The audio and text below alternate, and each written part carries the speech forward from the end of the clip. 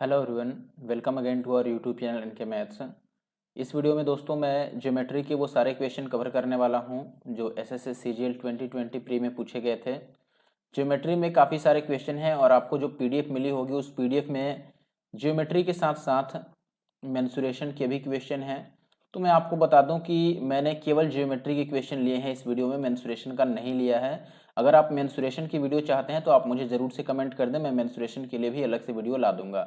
और इसी तरह जो सीजीएल प्री हुआ है 2020 में उसके लगभग सारे चैप्टर मैंने कवर कर दिए हैं। अभी एडवांस के जैसे त्रिकोणमिति रह गया है और एक दो चैप्टर रह गए हैं, उनको भी मैं जल्द ही खत्म कर दूंगा। और सीएचएसएल के लगभग मैंने अरिथमेटिक और एडवांस सारे करा दिए हैं सीएचएसएल में। तो आप सीएचएसएल का कंप्लीट चैप्टर वाइज सॉल्यूशन देख सकते हैं। जो सीएचएसएल 2020 प्री का पेपर हुआ है टीयर 1 का, उसमें मैथ सेक्शन में जितने भी क्वेश्चन आए हैं, जितने चैप्टर से पूछे गए हैं, वो पूरा मैंने चैप्टर वाइज सॉल्यूशन अपने चैनल पर डाल रखा है। आप जरूर से जाकर उन्हें देख लीजिए। बाइलिंगुअल हर एक वीडियो मेरा बाइलिंगुअल मिलेगा। बाई चांस कोई वीडियो आपको एक लैंग्वेज में मिलेगी, वरना हर एक वीडियो बाइलिंगुअल होती है, हिंदी इंग्लिश में आपको रिटर्न मिलता है क्वेश्चन। ठीक है, तो चलिए पहले क्वेश्चन से शुरुआत करते हैं। वीडियो अच्छा लगे जरूर से वीडियो को लाइक और शेयर कर दें और साथ ही चैनल पर नए हो चैनल को जरूर से सब्सक्राइब कर लीजिए।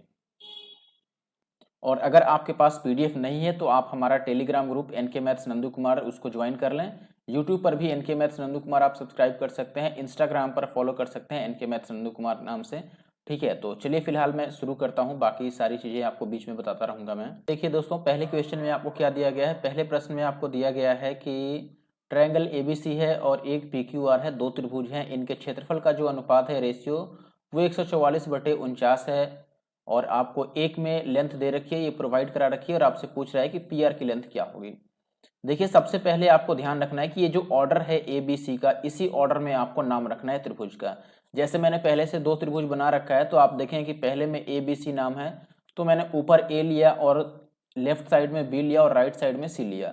यही काम आपको दूसरे में भी करना है। यहाँ पर पी और यहाँ पर क्यू और यहाँ पर आर। कहीं पर भी पी क्यू आर लिख दोगे गलत हो जाएगा। ठीक है, जहां पर जैसे ऊपर मैंने ए लिखा तो ऊपर ही पी लिखा है, लेफ्ट साइड में बी लिखा तो लेफ्ट साइड में ही क्यू लिखा है, और वैसे ही सी और आर मैंने उसी डायरेक्शन में लिया है। अब देखो एरिया का रेशियो आपको मालूम है, आपको ये बात पता होना चाहिए कि एरिया का रेशियो जो भी होता है उसका स्क्वायर रूट लेने से साइड का रेशियो निकल जाता है। तो यदि मैं साइड का रेशियो लिखूं कि साइड का जो रेशियो होगा यानी कि भुजाओं का अनुपात वो क्या होगा, तो आप बोले 144 का वर्गमूल क्या होता है, तो आप बोलेंगे 12, और 49 का वर्गमूल क्या होता है, तो 7। ठीक है, यानी कि पहले वाले की साइड यदि 12 है तो दूसरे वाले त्रिभुज की साइड कितनी होगी, 7 होगी। तो साइड का रेशियो 12 और 7 का हो गया। और यही रेशियो हम किसके लिए लेंगे, देखो पी आर चाहिए हमें। पी आर कहां पर है, ये वाली है पी आर। तो अगर मैं दूसरे वाले त्रिभुज में पी आर लिख रहा हूं तो पहले वाले त्रिभुज में इसका मैं ये लूंगा, इसका संगत भुजा, ठीक है, यानी कि एसी लूंगा, तो ऊपर मुझे एसी लिखना पड़ेगा। बात समझ रहे हो कि नहीं। यदि मैंने पी आर लिखा है तो इसकी संगत भुजा यानी कि इसी के डायरेक्शन में कोरेस्पोंडेंट एंगल, आप एंगल नहीं बोलेंगे, साइड जिसको बोलते हैं, तो वो कौन सी होगी, एसी होगी। ठीक है, तो अब देखो क्वेश्चन में एसी का मान हमें दिया है 9, तो हम यहाँ पे 9 रख लेंगे, 12/7 और ये 9/पी आर। ठीक है, कितना हो जाएगा, यहाँ से पी आर अपना हो जाएगा 9 से 63 और बटा 12, यानी कि 21 तियां 63 और 4 तियां 12, तो 21/4 आएगा। अपना सी जो है वो सही आंसर है। सेकंड क्वेश्चन देखिए, यहाँ पर आपको दो त्रिभुज वापिस से दिया है और दोनों त्रिभुज का क्षेत्रफल भी मालूम है आपको। और ये कह रहा है कि एडी और पीटी जो है वो दोनों त्रिभुज की माध्यिकाएं हैं, जिसको मेडियंस बोलते हैं, आप मेडियंस हैं। पीटी की लेंथ आपको प्रोवाइडेड है, एडी की लेंथ बतानी है, यानी कि एक मेडियन की लंबाई पता है, दूसरी मेडियन की लंबाई आपको बतानी है। तो देखो जैसे यहाँ पर एरिया का रेशियो हमें मालूम है, दोनों त्रिभुज सिमिलर है, ये बात तो पहले ही कह दिया कि दोनों त्रिभुज सिमिलर है। अगर दो त्रिभुज सिमिलर होते हैं, समरूप होते हैं, तो उनकी एरिया का रेशियो यदि आपको मालूम है, एरिया का रेशियो क्या है, 64 और 81 का। तो साइड कह लो आप, या फिर आप मेडियन कह लो, या फिर आप हाइट कह लो, हाइट यानी कि ऊंचाई, एल्टीट्यूड भी आप कह सकते हो, या फिर आप पेरीमीटर कह लो, यानी कि पेरीमीटर बोलते हैं परिमाप को। ठीक है, या इन रेडियस कह लो, सरकम रेडियस कह लो, यानी कि परिवृत्त की त्रिज्या, अंतःवृत्त की त्रिज्या, ये सब का जो रेशियो होता है यानी कि अनुपात होता है, वो ये जो एरिया का अनुपात है यानी कि क्षेत्रफल का अनुपात है, इसका वर्गमूल निकालने से होता है, स्क्वायर रूट लेने से। तो आप बोलोगे कि 64 का वर्गमूल 8 होता है और 81 का वर्गमूल क्या होता है, 9। तो ये यहाँ पर हमें नहीं लिखना चाहिए, इसको यहाँ लिखना चाहिए 8:9 होगा, यानी कि मीडियन का जो अनुपात होगा वो 8:9 होगा। अब देखो आपको पहले वाले की मीडियन नहीं, दूसरे वाली की मीडियन, पीटी किस में है, दूसरे त्रिभुज में है, तो दूसरे वाली की मीडियन यानी कि 9 की वैल्यू पता है कि ये 10.8 है, और एडी यानी कि 8 की वैल्यू हमें बताना है। अब बताओ 9 की वैल्यू अगर 10.8 है तो 1 की वैल्यू कितनी हो जाएगी, इससे 12 बार में कट जाएगा यानी कि 1.2, और 8 की वैल्यू 12×8 = 96 यानी कि 9.6 होगा। सी होगा आंसर, इजी है। क्वेश्चन नंबर 3 में आपको बोला गया है कि अ cord 21 centimetre long is drawn in a circle of diameter 25 centimetre. ठीक है, यानी कि आपको एक जीवा खींची गई है 21 सेंटीमीटर लंबी उस वृत्त में जिसका व्यास आपको दे रखा है, डायमीटर कितना है 25 सेंटीमीटर, और आपको बताना है कि परपेंडिकुलर डिस्टेंस जो है कॉर्ड का सेंटर से वो क्या होगा। इजी है। देखो सबसे पहले हमने एक यहाँ पर सर्कल ड्रॉ कर लिया, इसमें आपको ये डायमीटर इसका दे रखा है, तो मान लो मैंने ये इसका डायमीटर बना दिया, यानी कि व्यास 25 सेंटीमीटर है, और इसमें एक जीवा भी है 21 सेंटीमीटर। मैं नीचे खींच देता हूँ यहाँ पर, चलो ये जीवा हो गई 21 सेंटीमीटर। अब यहाँ पर आप ये भी, चलो यहाँ से मैं पहले ये डिस्टेंस बना लेता हूँ फिर बात करेंगे। देखना यहाँ पर आपको क्या क्या मालूम है, व्यास बनाने की वैसे जरूरत नहीं थी इसमें, फिर भी मैंने बना लिया है। देखो अगर व्यास आपको 25 सेंटीमीटर दे रखा है तो त्रिज्या जो होगी, ये त्रिज्या है, ये मान लो ओ है, ये पी है, और ये क्यू है। पी क्यू वो जीवा है जिसकी लंबाई 21 सेंटीमीटर आपको दे रखा है, और इसको मैं मान लेता हूँ कि ये आर है। ठीक है, अब पी क्यू यदि जीवा है तो आपको पता है कि ओ आर जो है ये लंबवत दूरी है। केंद्र से जो लंब डाला जाता है किसी भी जीवा पर, वो जीवा को 2 भागों में बांटता है, और वो भी बराबर बराबर यानी कि बाइसेक्ट करता है, तो ये लेंथ और ये लेंथ बराबर होगी। तो यहां से पी आर जो होगा वो पी क्यू का आधा होगा। पी क्यू 21 है तो ये पी आर कितना होगा, आप बोलेंगे कि 21/2 होगा। और ओ से आर तक हमें बतानी है, यानी कि केंद्र से लंबवत दूरी हमें निकालनी है जीवा की। और ओपी क्या है, त्रिज्या है, तो त्रिज्या आप यहाँ रेडियस लिख सकते हैं, व्यास 25 है तो उसका आधा होगा, यानी कि ये 25/2 हो गया। अब ओ आर आप पाइथागोरस लगा लो, सीधी सी बात है, तो आप बोलेंगे कि 25/2 का स्क्वायर और माइनस ये 21/2 का स्क्वायर, यही होगा।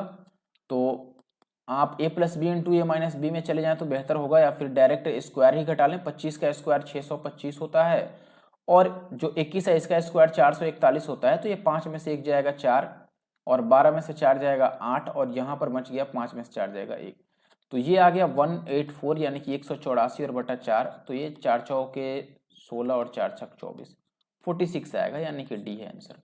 नेक्स्ट क्वेश्चन देखिए, यहाँ पर बोला गया है कि एक चक्रीय चतुर्भुज आपको दिया गया है ABCD, जिसकी भुजाएं AB और DC को, ये क्या दिया गया है भाई, मिट गया है यहाँ पर, हम इंग्लिश में देख लेते हैं।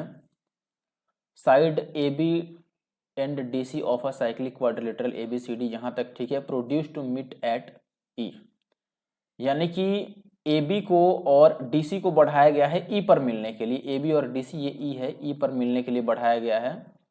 ठीक है, और वैसे ही कह रहा है कि भुजा AD को और BC को F पर मिलने के लिए बढ़ाया गया है, यहाँ बनाया गया है नहीं, बढ़ाया गया है होना चाहिए था, प्रोड्यूस टू है। ठीक है, और एक एंगल आपको दे रखा है, एक और एंगल दे रखा है, और ये पूछ रहा है। चलो पहले डायग्राम बनाते हैं, उसके बाद बात करेंगे। ठीक है, तो सबसे पहले मैंने एक सर्कल बना दिया यहाँ पर। इसमें आप देखेंगे कि आपको ये बोल रहा है कि 2 भुजाएं हैं AB, और पहले तो एक चक्रीय चतुर्भुज ABCD बनाया गया है साइक्लिक क्वाड्रिलेटरल। अब उसमें हम पहले खींचते हैं यहाँ पर AB और DC को, तो मान लो मैंने यहाँ से एक खींच दिया, क्योंकि आगे बढ़ाना है लास्ट में, मैं आगे आपको समझाता हूँ, पहले फिगर बना लेने दो पूरा। ये हो गया। अब आपको ये भी, अब देखो ये थोड़ा गड़बड़ बन गया मुझे लग रहा है, कि क्योंकि इसको अभी बढ़ाना था हमें मिलाने के लिए। चलो कोई बात नहीं, हम यहाँ से नहीं हो पाएगा, 1 मिनट रुकिए। तो देखो बड़ी मशक्कत के बाद मैंने ये चित्र बना लिया है फाइनली। अब देखो इसमें जो भी दिया गया है वो मैं बताता हूँ आपको। चक्रीय चतुर्भुज था ABCD, तो हम इसका नाम रख लेते हैं कि ये चक्रीय चतुर्भुज कौन सा है, ABCD। तो मैं ये यहाँ पर लेट से ये A है, ये B है, और ये C है, और ये D है। देखो सबसे पहले ये चतुर्भुज बनाना है आपको ABCD। ठीक है, अब इसमें ये थोड़ा अच्छा दिखे इसीलिए मैंने ऐसे सीधी सीधी लाइनें खींची हैं, वरना ऐसे हाथ से बनाना रहता तो कब का बना दिया होता। आप बात समझो, पहले आपको एक ABCD बनाना है चक्रीय चतुर्भुज साइक्लिक क्वाड्रिलेटरल। अब इसमें AB को और DC को बढ़ाना है। देखो ये लाइन AB है, ये वाली, इसको मैंने बढ़ाया, कहाँ तक बढ़ाया भाई, ई तक बढ़ाना है। और वैसे ही डीसी को बढ़ाना है कहाँ तक, ई तक, ताकि ये दोनों आकर ई पर मिल जाएं। ठीक है, दोनों ई पर मिल गए। वैसे ही कह रहा है कि एडी को और बीसी को बढ़ाइए और एफ पर मिला दो। तो देखो हमने एडी को बढ़ा दिया ऊपर और बीसी को भी ऊपर बढ़ा दिया और इसे एफ पर मिला दिया। आप नीचे भी बढ़ाकर मिला सकते हैं, किसी भी साइड बढ़ा लो, ये आपके ऊपर है। ठीक है, अब इसमें दे रखा है, पहला कोण दिया है 78 डिग्री, कौन सा कोण, A D C. A D और सी यानी कि ये वाला कोण आपको दे रखा है कि ये 78 है। ठीक है, ये मैंने लिख लिया कि ये 78 हो गया अपना। एक और कोण दिया था आपको 52 डिग्री, ये कौन सा है, बीई सी। बीई सी बोले तो ये वाला कोण जो है ये 52 डिग्री है अपना। और हमसे पूछ कौन सा रहा है, ए एफ और बी। ए एफ बी का मतलब ये वाला कोण पूछ रहा है, ये थीटा मैंने लिख दिया कि ये कोण क्या होगा। अब एक बात सीधी भाषा में समझो कि इसको निकालने के कई सारे तरीके हो सकते हैं। एक तो तरीका हमारा ये हो सकता है कि देखो अगर हम ये कोण पता कर लें, ये सी वाला तो निकल जाए क्योंकि ये एक्सटीरियर एंगल है।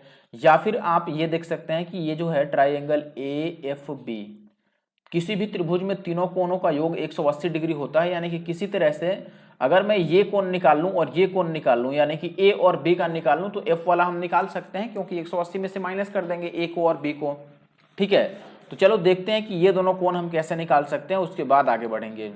चलिए देखिए, सबसे पहले अगर मैं बी की बात करूं तो आपको ये पता होना चाहिए कि चक्रीय चतुर्भुज में आमने सामने के कोणों का योग 180 होता है। किसी भी साइक्लिक क्वाड्रिलेटरल में जो अपोजिट एंगल्स होते हैं उनका सम 180 डिग्री होता है। तो अगर ये 78 है तो ये हम निश्चित तौर पे कह सकते हैं कि कोण बी जो होगा ये 180 माइनस 78 होगा, यानी कि ये कितना हो गया अपने पास, 102 हो गया। अभी ए की बात करें तो आप ये देख सकते हैं कि यहां पर जो त्रिभुज ए डी ई है इसमें तीनों कोणों का योग 180 होने वाला है, इसीलिए ए का मान यदि मैं निकालूं तो ये 180 में से हम ये डी वाला यानी कि 78 और ये 52 घटा सकता हूं। ध्यान रखिए, ए डी और ई की मैं बात कर रहा हूं, ए डी ई में तीनों कोणों का योग 180 होने वाला है।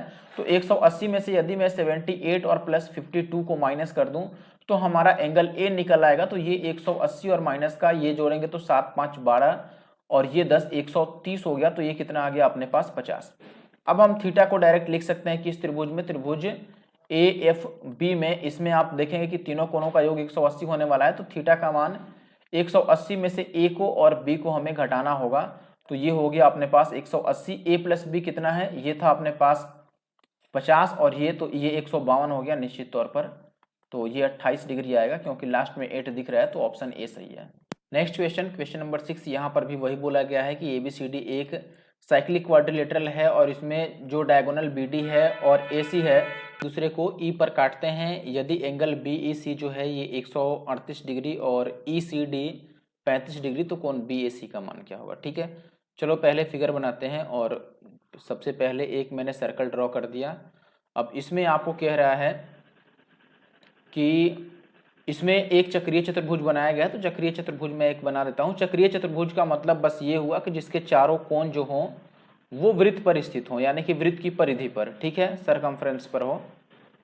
तो ये मैंने बना दिया। अब इसमें ये कह रहा है कि इसके दोनों विकर्ण बीडी और एसी एक दूसरे को ई पर काटते हैं। तो चलो दोनों डायगोनल भी हम खींच लेते हैं। ये हो गया, एक एक्स्ट्रा ही बन गया, उसको हम इरेज कर लेंगे, कोई बात नहीं है। चलो अब देखिए इसमें क्या दे रखा है आपको। इसमें बोला गया है दोस्तों, ये मैं नाम रख लेता हूं इसका, ए हो गया, बी हो गया, सी हो गया और डी हो गया। ये काटते कहाँ पर है, एक दूसरे को ई पर काटते हैं। ठीक है, और आपको ई सी डी दिया है, ई सी डी 35 डिग्री। ई सी डी कहाँ पर है, पहले तो ई यहाँ से हटाओ, ई यहाँ पर लिख लेंगे तो गड़बड़ होगा। चलो ई को हम इधर लिख लेते हैं, ये ई है अपना। ई सी डी यानी कि ये वाला कोण आपको दिया है कि ये कितना है, 35, और साथ में आपको बोला गया है बीई सी यानी कि ये कोण कितना है अपने पास, 138। और हमसे पूछ रहा है कि बीएसी बता दो, बीएसी यानी कि ये वाला कोण कितना होगा। बात समझ रहे हो। अब एक बात तो आपको पता होगा कि किसी भी सर्कल में ये अगर मैंने वृत्त बना दिया तो एक ही जीवा से जितने भी कोण हम खींच सकते हैं परिधि पर वो सारे बराबर होते हैं। ठीक है, यानी कि यदि मैं एक ही जीवा कि एक ही तरफ ये अगर कोण मैंने थीटा बनाया है तो ये भी थीटा होता है, ये भी थीटा होता है, क्योंकि ये तीनों कोण इस चाप द्वारा बनाए गए हैं। बात समझ रहे हो, इस जीवा द्वारा बनाए गए हैं। यही काम यहाँ पर भी यूज आने वाला है। आपको ये पता होगा कि ये कोण यदि थीटा है तो ये किस जीवा द्वारा बन रहा है, जीवा BC द्वारा बनाया गया है। ये तो BC द्वारा यहाँ पर भी एक कोण बन रहा है, तो ये भी थीटा होगा, यानी कि ये दोनों बराबर ही कोण होंगे। और अगर आप ध्यान से देखें त्रिभुज DEC में, तो DEC में जो ये 138 कोण बना है, ये क्या है, एक्सटीरियर एंगल है। किसका, इस D का और C का। एक्सटीरियर एंगल का मतलब बाह्य कोण। आपने ये पढ़ा होगा कि किसी भी त्रिभुज में ये जो बाह्य कोण होता है, एक्सटीरियर एंगल, ये देखो ये वाला कोण यदि x है और ये y है, मैं कुछ ज्यादा ही छोटा लिख दिया। ऐसे आपने पढ़ा होगा कि ये कोण यदि x है और ये y है, तो ये बाह्य कोण कितना होता है, x प्लस वाई होता है, एक्सटीरियर एंगल। वैसे ही हम यहाँ पर बोलेंगे कि ये जो 138 है, ये एक्चुअली में थीटा और प्लस 35 के बराबर है। तो यहाँ से थीटा की वैल्यू कितनी आ जाएगी, 103 आएगी। तो 103 अपना आंसर है। देखिए दोस्त, क्वेश्चन नंबर 7 में आपको क्या दिया गया है, यहाँ पर बोला गया है कि केंद्र O वाले एक वृत्त में AD व्यास है, AC एक जीवा है, बिंदु B AC पर इस प्रकार स्थित है कि OB जो है वो 7 सेंटीमीटर है और कोण OBA ये 60 डिग्री है, DOC एंगल भी 60 डिग्री है। तो हमें ये बताना है कि BC की लेंथ कितनी होगी। चलिए एक जल्दी से डायग्राम बनाता हूँ, उसके बाद आगे बढ़ेंगे। अब देखिए मैंने ये डायग्राम बना लिया है। यहाँ पर आप देखेंगे दोस्तों कि क्वेश्चन में आपको बोला गया था कि AD क्या है, व्यास है, ठीक है। तो AD मैं ये मान लेता हूँ कि ये A है और ये D है। AD डायमीटर हो गया अपना। और ये कह रहा था कि AC एक जीवा है, यानी कि कॉर्ड है, तो मैं इसे C बोल देता हूँ, AC कॉर्ड बन जाएगा। अब ये बोल रहा था कि B जो है ये AC पर एक पॉइंट है, तो ये पॉइंट लेट से मैंने बोल दिया कि ये B है, ये AC पर है और ये अपना सेंटर O है, ठीक है। अब ये कह रहा था कि OB 7 है, O से B तक की लेंथ कितनी है, 7 है, और एंगल OBA 60 डिग्री है। OB और A यानी कि ये वाला एंगल जो है ये 60 डिग्री है, ठीक है। और DOC भी 60 डिग्री है, DO और C। DOC यानी कि ये वाली लेंथ भी हमें मिलानी पड़ेगी, तो 1 मिनट में मिला देता हूँ इसको। ये लेंथ हमें मिलाना पड़ेगा, इसे भी मिला ही लेते हैं। ये फ्री में यहाँ से हट गया, कोई बात नहीं, इसको मैं वापस से ड्रॉ कर देता हूँ, ऐसे था, ठीक है। अब आप देखिए इसमें क्या दिया गया था, हमें बोला गया था DOC 60 डिग्री है, यानी कि ये कोण 60 डिग्री है, ठीक है। और हमें बताना है BC की लेंथ, BC यानी कि यदि ये x है तो x का मान हमें बताना है, ठीक है। जो भी चीजें दी गई थी मैंने सबको लिख दिया है। अब देखिए सबसे पहले x का मान निकालने के लिए ये कोई पहले एंगल पे बात करते हैं, क्योंकि एंगल दिया हुआ है तो एंगल पर भी बात करना पड़ेगा। सबसे पहले आप बताओ कि O से D तक क्या है, रेडियस है, ये R हो गया। O से C तक भी रेडियस है, यानी कि त्रिज्या है, ये भी R हो गया। और O से A तक भी रेडियस है, ये भी R हो गया। जितना चीज दिख रहा था फिगर में उतना हमने बना दिया। अब आपको पता है कि किसी भी त्रिभुज में यानी कि ट्रायंगल में यदि दो भुजाएं बराबर होती हैं, दो साइड्स बराबर होते हैं, तो उनके सामने के कोण भी बराबर हो जाते हैं, ठीक है। जैसा कि समद्विबाहु त्रिभुज में होता है, आइसोसेलेस ट्रायंगल में।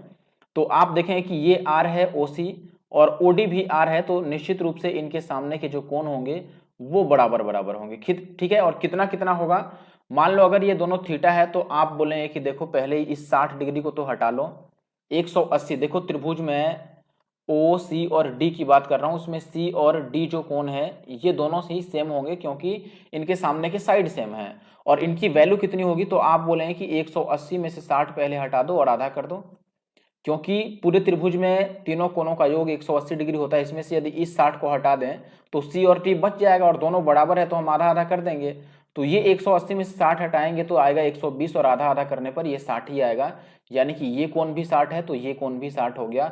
और तीनों कोण 60 होने का मतलब ये त्रिभुज कैसा हो गया, तो आप बोलेंगे कि ये त्रिभुज हो गया समबाहु इक्विलेटरल ट्रायंगल, ठीक है। और अगर ये समबाहु त्रिभुज हो गया तो इससे कुछ फायदा होगा हमें, कोई बात नहीं, फायदा हो ना हो।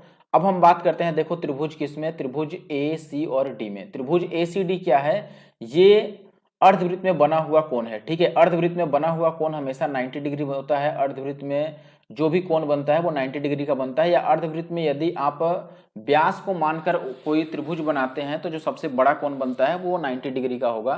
तो मैं ये कहूंगा कि एंगल ACD जो है ये 90 डिग्री है, यानी कि 90 डिग्री है। और अगर ये पूरा कोण 90 डिग्री का है, इसमें से इतना 60 है, तो ये कितना हो जाएगा, 30 हो जाएगा। उसमें से जो बचा हुआ कोण है वो 30 हो गया।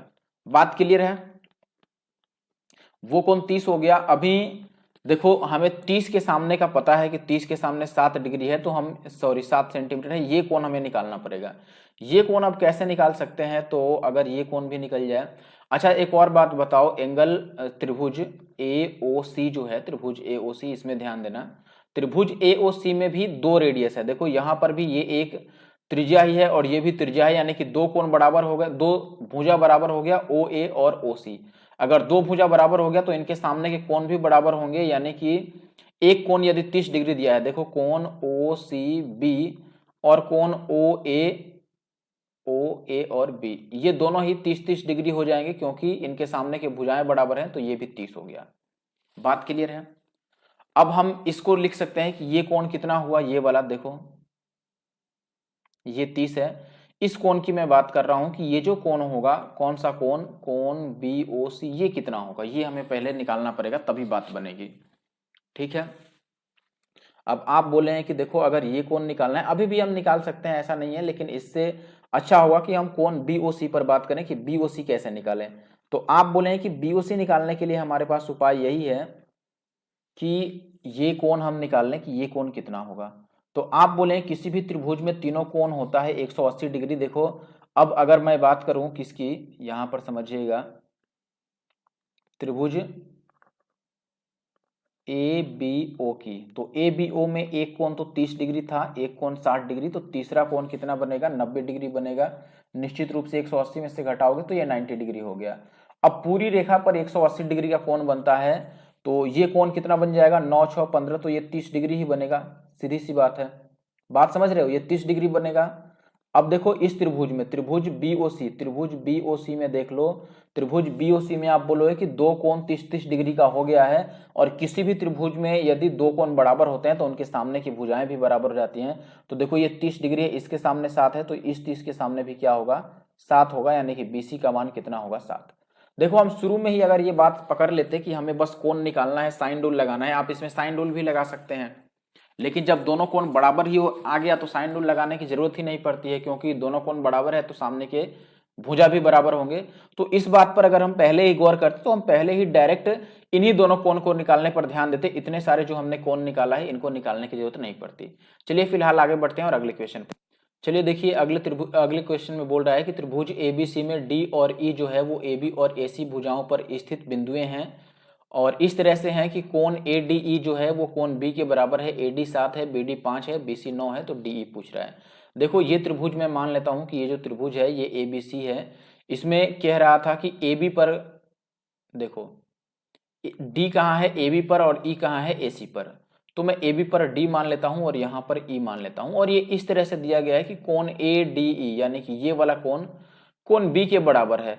अच्छा देखो अगर ये दोनों कोण बराबर हो गया तो क्या हम ये नहीं कह सकते हैं कि ये दोनों समांतर हो गया।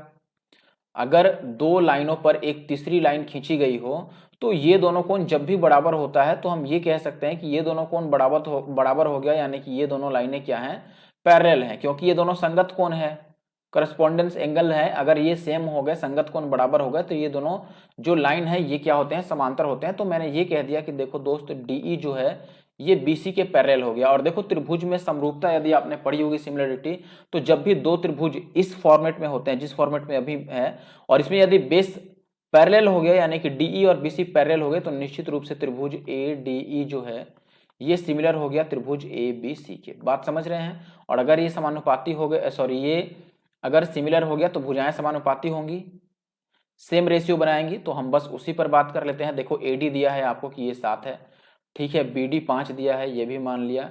BC दिया है, BC की ये कितना है, 9 है दोस्त, और DE पूछ रहा है। तो हम ये बोले हैं कि DE का ध्यान देना, यहाँ पर मैं लिख रहा हूँ, 1 मिनट। देखो मैं ये बोलूंगा कि DE का जो रेशियो होगा, ये मिट गया यहाँ से, ऐसे था, DE का जो रेशियो 9 से होगा यानी BC से, वही रेशियो किसका होगा, इस 7 का, किससे, टोटल से। टोटल ये कितना है, 7 5 12 है, तो 12 से। देखो DE यानी कि छोटे त्रिभुज की भुजा बटा बड़ी त्रिभुज की भुजा हम लिख रहे हैं। बड़ा त्रिभुज कौन सा, त्रिभुज ABC। तो वैसे ही हम इधर भी लिखेंगे कि छोटे त्रिभुज में भुजा है 7 और बड़े त्रिभुज के लिए पूरा लेना पड़ेगा 12। अब बस यहां से काटो आप, तो DE को बोलेगा कि DE कितना हो गया, 9 7 63 और बटा 12, तो ये हो जाएगा देखो 21 3 63 और 4 3 12, तो ये 5 पॉइंट समथिंग आएगा। 5 से शुरू होने वाला एक ही ऑप्शन है, तो आगे बढ़ने की जरूरत नहीं है, आगे बढ़ते हैं। क्वेश्चन नंबर 9 में आपको बोला गया है कि एक त्रिभुज ABC में AB और AC का रेशियो 5:2 है, BC 9 है, BA को D तक बढ़ाया जाता है, तो ऐसे में CAD को कोण का जो समद्विभाजक है यानी कि बाइसेक्टर, वो BC से मिलता है कहां पर, E पर मिलता है। ठीक है, CE की लेंथ बतानी है। आप लैंग्वेज जरा समझ लीजिए, मैं इंग्लिश वाला पढ़ के समझा देता हूं।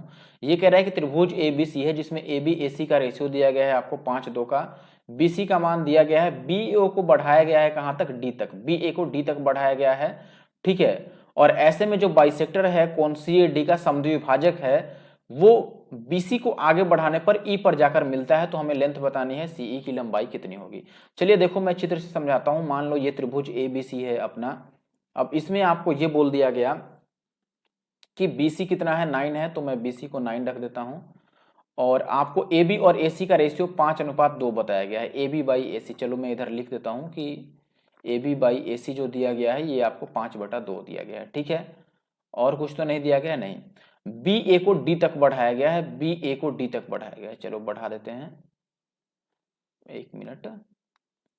BA को यहां से ऊपर बढ़ा दिया गया है कहां तक, D तक। चलो जहां भी चला गया वो D तक चला गया मान लो। और वैसे ही ये कह रहा है कि BC से E पर मिलता है कौन, CAD का समद्विभाजक, CAD का समद्विभाजक। तो BC को पहले आगे बढ़ा लेते हैं, चलो ये मैंने लास्ट तक बढ़ा दिया जहां तक स्पेस है। अब यहां पर एक बात समझिए, आपको ये बोल दिया कि ये तो आगे जहां भी जाकर मिलेगा ये D पर मिलेगा। ठीक है, और CAD इस कोण का जो समद्विभाजक है वो देखो, यहां से अगर समद्विभाजक हम खींचे मान लो ऐसे, बाह्य कोण का समद्विभाजक, तो ये जहां भी जाकर मिलेगा, मान लो हम ये मान लेते हैं कि यहां पर आकर मिल गया, तो ये जहां भी जाकर मिलता है उसका नाम बोला गया है कि उसका नाम E है। ठीक है, ये बाइसेक्टर है यानी कि ये थीटा है तो ये भी थीटा है, एंगल बाइसेक्टर है। बात समझ रहे हैं, क्लियर है। चलो आगे देखिए, अब इसमें ये बोल रहा है कि हमें CE की लंबाई बतानी है। CE मान लो ये x है, तो हमें x का लंबाई बताना है कितना है। एंगल बाइसेक्टर में देखो, यदि बाह्य कोण का समद्विभाजक हो चाहे अंतः कोण का समद्विभाजक हो, आपने ये थ्योरम जरूर पढ़ा होगा, मैं यहाँ पे लिख के बता देता हूँ। मान लो ये ABC है और इसमें कोण A का बाइसेक्टर मैंने खींच लिया, ये D पर आके मिल रहा है और ये एंगल बाइसेक्टर है, तो आप ये बोलते हैं कि ऐसे में AB का AC से यानी कि अगल बगल की भुजाओं का जो अनुपात है वही BD का और DC का रेशियो होगा, यानी कि BD बाई DC का रेशियो सेम होगा।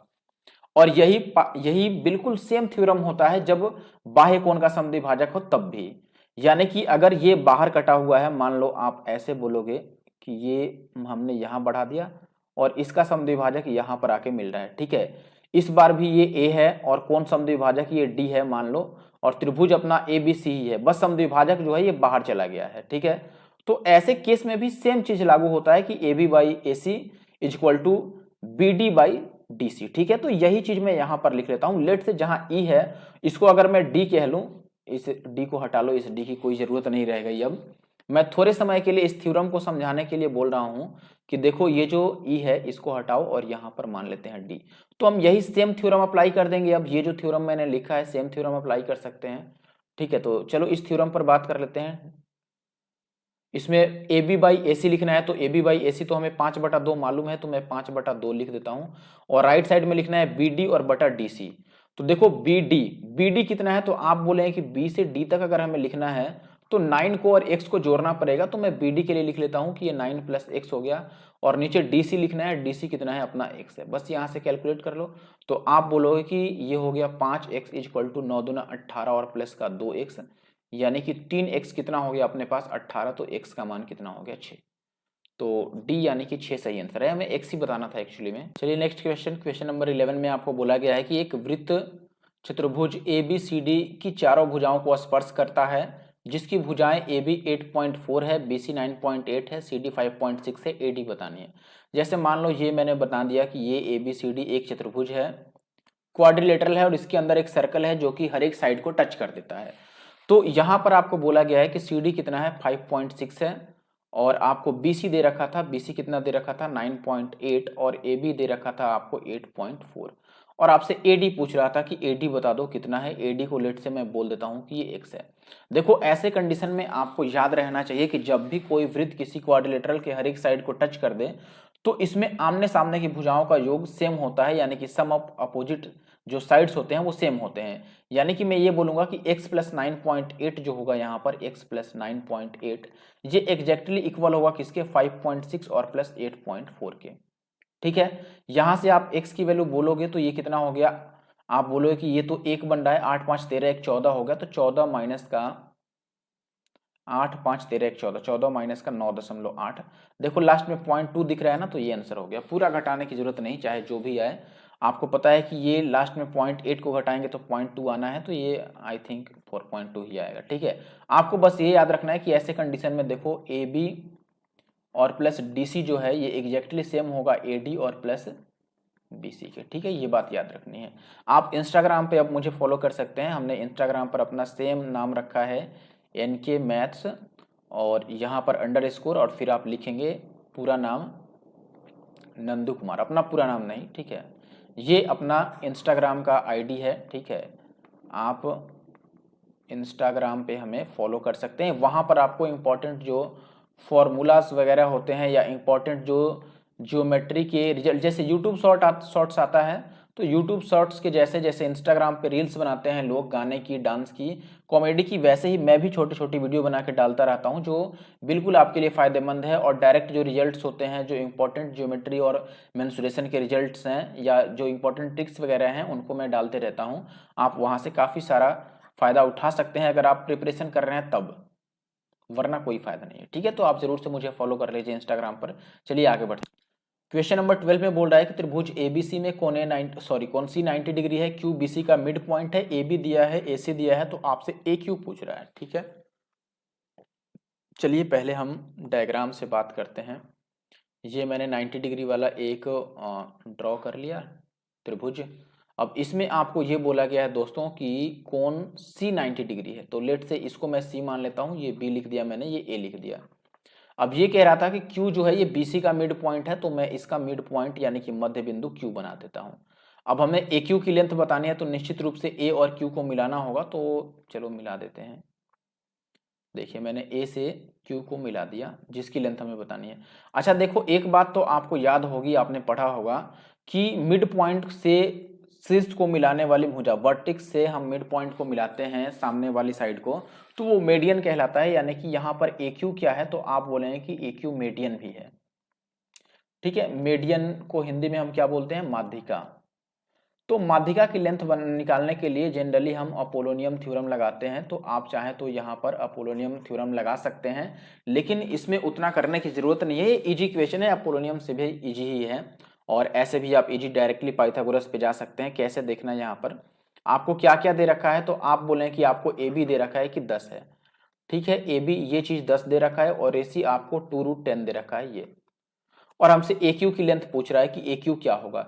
देखो अगर मैं BC की बात करूं कि BC कितना होगा, तो आप बोलेंगे कि पाइथागोरस से मैं BC बता सकता हूं कि ये होने वाला है अपना √10 का स्क्वायर और माइनस 2√10 का स्क्वायर। बात समझ रहे हैं कि नहीं। BC क्या है, यहाँ पर बेस है, तो ये हाइपोटेनस स्क्वायर माइनस का परपेंडिकुलर स्क्वायर यानी कर्ण स्क्वायर माइनस लंब स्क्वायर हमने लिख दिया। तो आप यहाँ पर बोलेंगे कि ये 10 का स्क्वायर कितना हो गया 100, और ये तो 40 बन गया, तो ये √60 आ गया। ठीक है, BC की लेंथ √60 आ गई। अच्छा देखो, अगर ये Q मिड पॉइंट था, तो क्या ये वाला और ये वाला लेंथ बराबर नहीं होगा, यानी कि CQ कह लो या फिर QB कह लो, ये दोनों बराबर नहीं होगा, और ये दोनों कितना होगा, BC का आधा होगा। क्यों आधा होगा, क्योंकि Q जो है वो मध्य बिंदु है, BC को बराबर भागों में बांट रहा है, तो मैंने कह दिया कि CQ अगर आप निकालना चाहते हैं तो BC को आधा कर लो, यानी कि ये √60 को आधा कर लो। ठीक है, √60 को आपने आधा कर लिया। अब ये चीज अगर हमने निकाल लिया कि ये √60/2 है, तो हम त्रिभुज ACQ में अब पाइथागोरस वापिस से लगा देते हैं। यहां से हम AQ निकाल लेंगे कि AQ जो होगा ये रूट अंडर होगा AC स्क्वायर और प्लस CQ स्क्वायर। बात क्लियर है। AC स्क्वायर तो 40 होगा, इसका स्क्वायर 2 का स्क्वायर 4 दहा 40, और प्लस इसमें √60 का स्क्वायर तो 60 ही होगा, 2 का स्क्वायर 4 हो जाएगा। क्लियर है। अब ये कट जाएगा, 15 चौके 60, तो 15 और 40 कितना होगा 55, तो 55 is the correct answer, option C. अगले क्वेश्चन में आपको दिया गया है कि त्रिभुज ABC और त्रिभुज DEF ये दोनों समरूप हैं। देखो अगर ये सिमिलर दे दिया तो क्षेत्रफल आपको दोनों का दिया हुआ है, एक की साइड दे रखी है, दूसरी की साइड निकालनी है। निश्चित रूप से एरिया का रेशियो अगर हमें पता है तो देखो मैं ये इसमें ज़्यादा टाइम नहीं लगाऊंगा, ऐसा कितना सारा क्वेश्चन हमने इसी वीडियो में कर दिया है। एरिया का रेशियो हमें मालूम है कि पहले का एरिया यदि 13.5 है तो दूसरे का एरिया कितना है 24। ये पॉइंट यदि मैं हटा दूं तो यहाँ 0 आ जाएगा, और ये देखो 15 से कट रहा है, 15 9 135, और ये 15 एक बार में, और 15 छक्का 90, 9 और 16 का रेशियो बना दिया एरिया का। तो साइड का रेशियो कितना होगा, आप बोलेंगे स्क्वायर रूट ले लो। 9 का स्क्वायर रूट कितना होता है 3, और 16 का वर्गमूल कितना होगा, तो आप बोलेंगे 4। ठीक है, अब पहले वाले की साइड हमें मालूम है और दूसरे EF किस में है, दूसरे में है, दूसरे की वैल्यू हमें बतानी है। क्लियरली हम लिख सकते हैं कि देखो पहले वाले की साइड हमारे हिसाब से तो 3 है, लेकिन क्वेश्चन में 3.15 दे रखी है। 3 की वैल्यू अगर इतनी है तो 1 की वैल्यू कितनी होगी, 3 से काट दो, 3 एक बार में, और 0.3 × 15, और हमें 4 की वैल्यू बतानी है, तो 4 की वैल्यू कितनी हो जाएगी, देखो 5 चौके 20 और 4 एकम 4, यानी कि यहाँ पे पॉइंट लगेगा तो 4.2। क्लियर है? ओके, अगले क्वेश्चन में आपको बोला गया है यहाँ पर कि दो संकेंद्रित वृत्तों की त्रिज्याएं 12 सेंटीमीटर और 13 सेंटीमीटर हैं। ठीक है, AB जो है वो वृत्त का व्यास है, बड़े वृत्त का व्यास है AB, जो लार्ज सर्कल है उसका डायमीटर है, ठीक है, बिगर सर्कल का। और BD जो है वो छोटे वृत्त की टेंजेंट है, स्पर्श रेखा है, और वो छोटे वृत्त को D पर स्पर्श करती है। तो AD की लेंथ बतानी है कितनी होगी। ठीक है, तो देखो हम क्या कर सकते हैं, सबसे पहले तो इसमें जो जो जरूरी है उसको, उस लाइन को ड्रॉ कर लेते हैं। AB बड़े वृत्त का व्यास है यानी कि डायमीटर है, तो यहाँ से मैंने AB ये खींच लिया, लेट से ये AB है। अब इसमें ये भी कह रहा है कि BD क्या है, BD एक छोटे वृत्त की स्पर्श रेखा है, तो यहाँ से मान लो मैंने BD खींच दिया यहाँ पे। ठीक है, छोटे वृत्त को D पर स्पर्श करती है, तो मुझे लग रहा है कि छोटा वृत्त और छोटा होना चाहिए था, तब जाके बात बनती, और छोटा बना लें। चलो इतना पर भी हम करके देख लेते हैं। ठीक है, यहाँ पर क्या बोला गया था आपको कि BD जो है ये है अपना A, ये है B, बड़े वृत्त का व्यास हो गया, सॉरी B इधर करना चाहिए था हमें, ये B है और ये अपना A है। ठीक है, और BD जो है, BD वो स्पर्श रेखा है, तो यहाँ पर मैं मान लेता हूँ कि ये D है, ये स्पर्श रेखा हो गया, यानी कि जो छोटा वृत्त है उसका टेंजेंट हो गया BD। अब हमसे ये कह रहा है कि AD की लेंथ बता दो, यानी कि अब हमें A और D को भी मिलाना होगा निश्चित रूप से। ये लेंथ हमसे पूछ रहा है कि AD की लेंथ बता दो कितनी होगी। तो मुझे लगता है कि इस पूरा को मिलाना पड़ेगा तभी बात बनेगा। एक बार मिला लेते हैं फिर आगे बात करेंगे। ये मैंने यहाँ पे मिला दिया और इसको भी हम यहाँ पे मिला देते हैं। ठीक है, ये एक्चुअली में इधर ही मिलना चाहिए था। एक बार मैं ट्राई करके देख लेता हूँ, अगर ये बात बन जाए तो। एक मिनट रुकना, डायग्राम पूरा बना दिया है मैंने। अब देखते हैं क्या क्या दिया था। तो वृत्तों की त्रिज्याएं 12 और 13 था, यानी कि बड़ी वृत्त की त्रिज्या तो 13 है और छोटी वृत्त की त्रिज्या कितनी है 12। अच्छा देखो, अगर ये सेंटर है, मैं मान लेता हूं कि ये सेंटर है O, तो आप बोले हैं कि OD जो है वो छोटी वृत्त की त्रिज्या है, तो इसको मैं लिख देता हूं कि ये 12 था। ठीक है, और O से B तक जो है वो बड़ी वृत्त की त्रिज्या है, तो ये कितना मैं लिख देता हूं कि 13 है। O से A तक भी कितना होगा 13 होगा, क्योंकि ये भी क्या है, बड़े वृत्त की त्रिज्या है। ओके, अब हम बात करते हैं यहाँ पर। अच्छा एक और बात बताओ कि यदि BD अपना टेंजेंट है तो ये एंगल जो होगा ये 90 डिग्री का बनेगा, क्योंकि रेडियस टेंजेंट पर 90 डिग्री का कौन बनाती है। फिर 5 12 13 का ट्रिपलेट भी लग जाएगा, तो BD यहाँ पर 5, ये दिख रहा था इसलिए मैंने लिख दिया। अभी पता नहीं है कि इसकी जरूरत पड़ेगी या नहीं पड़ेगी। हमें AD बताना है एक्चुअली में कि AD क्या होगा। लेट से मैं AD को X लिख देता हूँ ताकि पता चले हमें क्या निकालना है। हमें AD फाइंड आउट करना है। ठीक है, तो आप अच्छा एक बात बताओ, यहाँ पर एक काम कर सकते थे हम, चलो कोई बात नहीं, अभी आगे लिख लेते हैं कि और क्या दे रखा है। हमने इसको आगे बढ़ा दिया है, BD को आगे बढ़ा दिया है। आगे इसलिए बढ़ा दिया है कि आपको ये पता चले कि BD मान लो आगे बढ़ के अगर C पर मिल रहा है, ये C है, तो BC एक कॉर्ड है, यानी कि एक जीवा है बड़े वृत्त के लिए। बात समझ रहे हैं, ये बात आपको पता चलना चाहिए, इसलिए हमने उसको आगे बढ़ा दिया है। ठीक है, अभी AD निकालना है तो निश्चित रूप से हमें कोई ना कोई काम करना पड़ेगा। अच्छा एक और बात हमें दिख रहा है यहाँ पर कि ये भी 90 डिग्री है, ये भी आपको दिख रहा होगा कि ये भी 90 डिग्री है, क्योंकि अर्धवृत्त में बना कौन समकोण होता है। तो आप अगर बात करें कि त्रिभुज BC और A का, तो ये डेफिनेटली राइट एंगल ट्रायंगल होगा। इसमें एंगल C जो होगा ये 90 डिग्री ही होगा, क्योंकि सेमी सर्कल में बन रहा है ये। बात समझ रहे हैं, तो ये 90 डिग्री हो गया। अब देखिए यहां से एक उपाय तो हमारे पास ये है कि हम सिमिलरिटी लगा लें। सिमिलरिटी लगा के देखो, आपको अगर आप सिमिलरिटी लगाते हो तो एक बार तो आपको डीसी निकालना पड़ेगा। देखो मैं बात कर रहा हूं त्रिभुज ए डी सी का, ये एक राइट एंगल ट्रायंगल है, ठीक है, इसलिए यहां पर हम पाइथागोरस लगा सकते हैं। बात समझ रहे हो? अब पाइथागोरस लगाने के लिए आपको ये बात पता है कि यहां पर एडी क्या है, एडी आपका हाइपोटेनस हो गया यानी कि कर्ण हो गया। तो निश्चित रूप से आपको पहले इस डीसी को निकालना पड़ेगा, डीसी आपको पहले फाइंड आउट करना पड़ेगा, फिर आपको एसी फाइंड आउट करना पड़ेगा, तब जाके आप एक्स की वैल्यू निकाल पाएंगे। और ये ऐसा नहीं है कि नहीं निकलेगा, ये निकल जाएगा, आपको 2 बार सिमिलरिटी लगाना पड़ेगा, ठीक है, 2 बार आपको सिमिलरिटी यूज करना पड़ेगा, तब जाके बात बनेगी। 2 बार आपको समरूपता यूज करना पड़ेगा। कौन कौन से त्रिभुज में, ये भी मैं बता देता हूं, आप चाहो तो एक बार तो त्रिभुज यहां पर BDO, और ये सिमिलर है, देखो त्रिभुज BCA के एक्चुअली बी लिखा है। एक बार यहां पर आपको सिमिलरिटी लगाना पड़ेगा, और सेकेंड टाइम में आप सिमिलरिटी लगाओगे कहां पर, बड़े वाले में हम लगा सकते हैं एक जगह, और कहीं ना कहीं तो हमें लगाना ही पड़ेगा। BDO और ABC में मैंने सिमिलरिटी लगा दिया, यहीं पर लगा के बात बन जाएगी, इसी से निकल जाएगा। या फिर आप BDO और BPA भी ले सकते हैं, BDO और एक और कौन ले लें तो बात बनेगा भाई,